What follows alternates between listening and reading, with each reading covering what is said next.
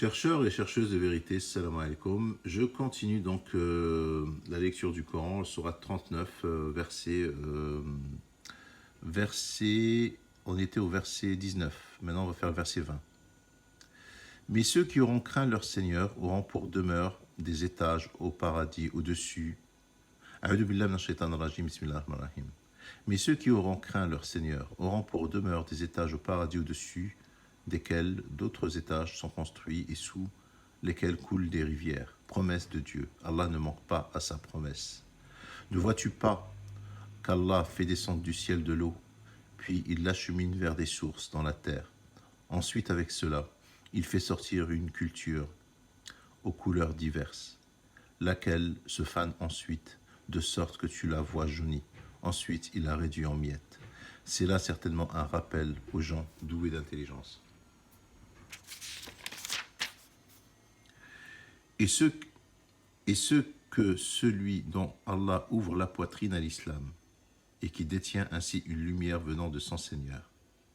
Malheur donc à ceux dont les cœurs sont endurcis contre le rappel de Dieu. Ceux-là sont dans un égarement évident. Donc il faut comprendre que Allah ne choisit pas Ibrahim ou je sais pas, ou Mohammed, il ne choisit pas.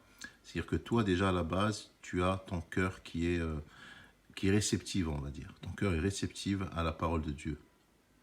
Et tu arrives à distinguer ce qui vient de Dieu et ce qui vient de l'être humain. Et ceux qui ont le cœur endurci, eh ben, ils ne sont pas réceptifs en fait. C'est pour ça qu'il parle dans un autre verset, il parle qu'ils ont le cœur dur comme de la pierre et encore pire que la pierre. L'eau, elle ne pénètre pas. Alors verset 23, Allah a fait descendre les plus beaux des récits. Ah, là ça devient intéressant, là, le 23. Allah nazzala ahsan al-hadith. Hadith. Je répète, hadith. Il parle de hadith là. Allah parle de hadith. C'est-à-dire que le mot hadith, c'est tout ce que tu vois sous tes yeux là, les paroles de Dieu. Ça, c'est les hadiths de Dieu. Allah a son hadith. Haddata, qu'est-ce que ça veut dire hadith? La traduction de hadith, haddata. Haddata, ça veut dire il a raconté une histoire, ou il a prêché une parole, où il a dit sa version des choses, où il a... Hadith, ça veut dire ça. Rajulan yatahaddathan, deux hommes discutent entre eux. Rajulan, ça veut dire deux hommes, yatahaddathan, ils discutent entre eux. Donc le hadith, c'est une parole, c'est une discussion, une parole. Donc Allah, il a fait descendre un hadith en forme de livre. Allah a fait descendre le plus beau des récits, un livre dont certains versets se ressemblent et se répètent. Les peaux de ceux qui redoutent leur Seigneur frissonnent à l'entendre. Puis leur peau et leur cœur s'apaisent au rappel de Dieu. Voilà le livre guide de Dieu par lequel il guide qui il veut. Mais quiconque Allah égare n'a point de guide. Donc, que Allah égare, c'est-à-dire que Allah ne guide pas. C'est-à-dire que Allah n'envoie pas de livre. Maintenant, tout le monde a reçu le livre. Hein. Tout le monde connaît la Bible, la Torah et le Coran. C'est dans le monde entier. Donc, le hadith, ce n'est pas ce qu'on vous fait référence, ce que le prophète a dit. Il n'existe qu'un seul hadith, c'est le hadith de Dieu.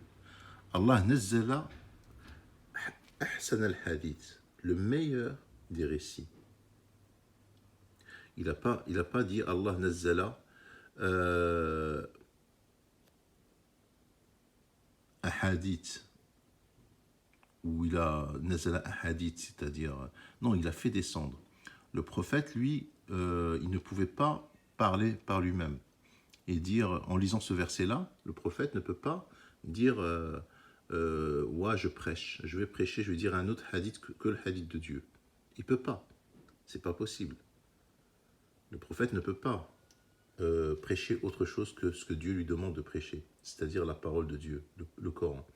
Allah a fait descendre le plus beau des hadiths, un livre dont certains versets se ressemblent et se répètent. La peau de ceux qui redoutent leur Seigneur frissonne à l'entendre, puis leur peau et leur cœur s'apaisent au rappel de Dieu.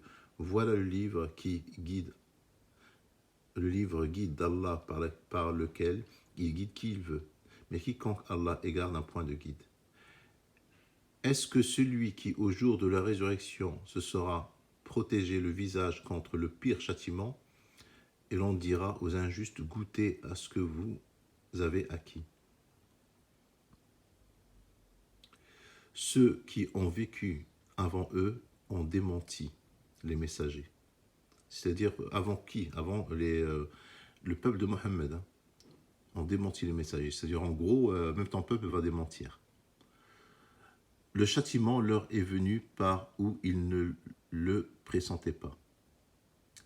Allah leur a fait goûter l'ignominie dans la vie présente.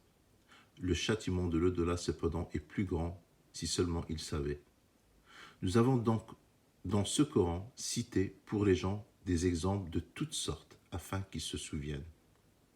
Un Coran en langue arabe dénué de tortuosité afin qu'ils soient pieux. قرآنا عربيا غير ذي عوج لعلهم يتقون. Donc tu peux pas dire oui mais moi je comprends pas le Coran, il faudra que le prophète l'explique dans un hadith. Il y a un hadith où le prophète a expliqué tel verset ou tel verset parce que le prophète il est là pour nous expliquer le Coran. C'est ce qu'ils disent les sunnites. Alors que Allah il dit au départ, il dit est-ce que celui dont Allah ouvre la poitrine à l'islam, qui détient ainsi une lumière venant de son Seigneur? C'est-à-dire que celui qui ne comprend pas le Coran, ça veut dire qu'il a un cœur dur. Ça veut dire qu'il a un cœur endurci contre le rappel de Dieu. Il ne comprend pas en fait. Tu peux lui parler de toutes les langues, tu peux lui sortir tout ce que tu veux. Et les hadiths, ils sont là en fait pour lui faire entendre ce que lui, il a envie d'entendre. C'est-à-dire le mensonge. Et là, Dieu, il te dit que c'est en langue arabe dénué de tortuosité. C'est-à-dire qu'il n'est pas tortueux, le Coran. Le Coran, il est clair. Et celui qui dit qu'il n'est pas clair, eh ben, il faut qu'il se pose des bonnes questions. Pourquoi il ne le comprend pas? Et dans le verset, Allah lui donne la réponse. C'est parce que ton cœur est endurci contre le rappel d'Allah. Allah, il te dit, malheur donc à ceux dont les cœurs sont endurcis contre le rappel de Dieu. Allah a cité comme parabole un homme... Bon, ça c'est une autre histoire. Après, on le fera dans le prochain verset. Donc, je vous dis salam alaikum. Et encore une fois, il n'existe aucun hadith. Allah le dit dans le verset 23, sourate 39. Il dit, Allah a fait descendre le plus beau des hadiths. C'est-à-dire que normalement, les hadiths de Dieu suffisent. Pas besoin d'autres hadiths. Salam alaikum.